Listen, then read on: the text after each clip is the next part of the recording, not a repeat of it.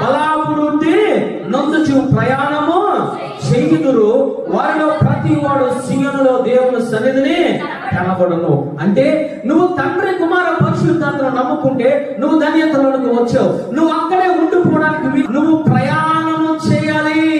నువ్వు కానాలలోనికి ప్రయాణము చేయాలి. నువ్వు యెరూషలేము పట్టణమునకు ప్రయాణము చేయాలి. నువ్వు సియోను పట్టణంలోనికి నువ్వు ప్రయాణము చేయాలి. నువ్వు అక్కడ ఉండిపోవడానికి వీలు లేదు. ఐగుప్తులో ఉన్న ఇశ్రాయేలు ప్రజలను ఎవరు విడిపించారంటే యెహోవా దేవుడు విడిపించాడు. వచ్చిన వెంటనే రక్షణనిచ్చింది ఎవరో తెలుసా? ఆయన రక్తధారలో కుమారుడు. ఆయన వారినందరినీ పాప క్షమాపణ ఇచ్చారు. వారిని నడిపించింది మేఘస్తంభమై అగ్ని స్తంభమై ఉండి ఎవరో తెలుసా? పరిశుద్ధాత్మ దేవుడు. నువ్వు తండ్రిని కుమారుని పరిశుద్ధాత్మ దేవుని నువ్వు పొందుకుంటే నువ్వు కానానులోనికి వెళ్తావు, సియోనులోనికి వెళ్తావు.